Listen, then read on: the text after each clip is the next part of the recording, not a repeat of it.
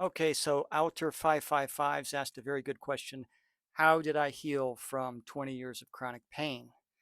Well, I'm not going to try and make this video professional or do any editing, so hopefully you can pay attention to the content because I'm not a very good speaker. I usually have to do some heavy editing.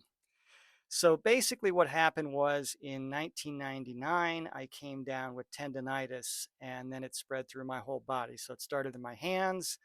I have some scars here from carpal tunnel surgery. I don't know if you can see that right there. And I had carpal tunnel release, Guyon's canal release in both hands, but it went to my feet, it went to my jaw. So if I stood for too long, or I talked for too long, or I used my hands, I would be in pain. And that chronic pain got worse for 20 years. And by 2016, I was in a mobility scooter because I couldn't be on my feet for too long. And then in 2019, over about a 6-month period, I miraculously healed. Now, the short answer is I don't know exactly what caused my healing, but there are 8 big changes I made in my life, and I've written them down here, so I'm going to go over them. And hopefully, this will help anybody out who might be suffering through the same thing. So, the first one that I started to do, encouraged by my wife, was positive words and positive thoughts. Now, I did a video about the law of attraction and manifesting.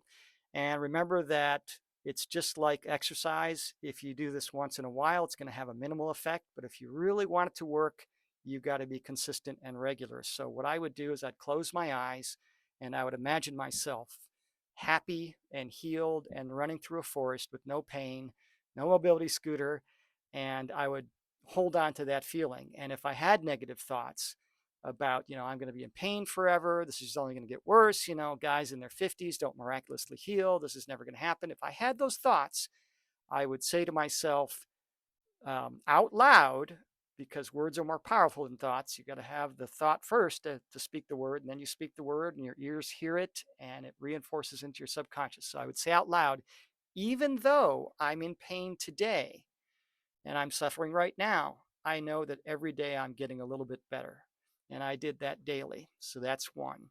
The second thing I did is encouraged by my wife, I changed my diet. I stopped eating processed food and junk food. I ate out a lot, fast food. I would eat packaged food, Twinkies and that kind of thing. And I stopped doing that. And I started eating healthier foods. And I think there's some good studies out there showing that processed foods cause inflammation and we need to stay away from them. And so I shifted more towards fresh fruits and vegetables.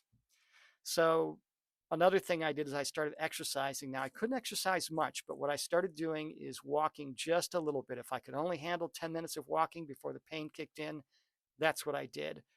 Now, yesterday I went on a 3.5 mile walk with my wife, which was miraculous. A couple of years back, I went to Disneyland. I couldn't be on my feet all day before. 15, 20 minutes would put me in pain for a week. So I started exercising little by little, and now I can walk 7 miles without a problem.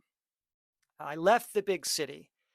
Now, there's a lot of stress in the big city, and I moved out to a home on top of a mountain in the middle of the woods in East Texas. And I've got neighbors, maybe about a quarter of a mile away, but I never see them unless I go over there. So I think there's a lot of stress and negative stuff in the big city and probably toxins. So nature has some really healing energy. And just being in the middle of the woods, trees are very healing, helps out a lot. And I do go swimming in Lake Jacksonville sometimes. That's where I live, Jacksonville, Texas. And swimming in a natural body of water is very good for grounding, very good for the spirit. You get the energy of Mother Earth and that kind of thing. Another thing I did is, again, helped by my wife, I healed my relationship with my father. So I was always had this tension between me and my dad, and that healed. And now my father is like my best friend in the whole world. And he's this amazing guy. And I didn't see it before. All I saw was like my projection of him, and how he didn't really like me. He loved me, but he didn't really like me. And I got past that. Of course, that wasn't true. So the next thing is I quit drugs. The solution the doctors had for me when I had chronic pain is to put me on pain medication. And I was never popping pills, like Rush Limbaugh did or something like that. I was taking the prescribed amounts. Occasionally I took more when the pain was bad, but I stopped taking pain medication and I had been using marijuana and I stopped that. And that may have been part of the healing. because the pharmaceuticals are designed to keep you taking the medication. So I would like take Vicodin and it would work. It would take the pain away for 3, 4 hours, but then when it wore off, the pain was worse. And it will be discovered in the future, something I heard my near death experience research, that it will be discovered the pharmaceutical companies are knowingly keeping people sick for money. So another thing I did is I changed my friends. You can tell a lot about your own life by the friends you have. And I had some friends that weren't the best friends to have. And any friendship that was toxic, people are not toxic, but a friendship can be toxic or a relationship can be toxic. I got rid of those friendships, sometimes begrudgingly, sometimes crying, I'm going to miss this friend. But the friends I have now are really good quality friends. I made quite a few new friendships and I have some really beautiful, wonderful friends. And that helped change things. I think that may have been part of my healing. And of course, the final reason, this is probably the biggest because I mentioned it affected so many others, is I married this angel of a woman. I was a broken man when my wife and I got together. And she knew I was the man she was going to marry. And she, kind of looked at me and was like, well, this guy's broken. I got to try and help fix him, which she did. And I kind of feel bad for sometimes the relationships I see, marriages where they're always arguing and that kind of thing. We don't have that. We just love each other so much. And she was a huge part, maybe the biggest part of healing me. She just showered me with love and affection and encouragement. And I get choked up just talking about it. I owe her a debt of gratitude that can never be repaid.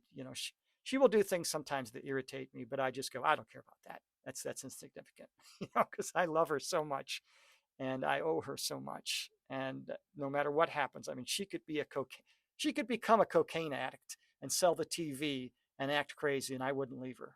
Of course, she's never going to do that. She's just a wonderful, pure, beautiful soul, and I am so lucky to have her, and I'm so grateful to have her in my life.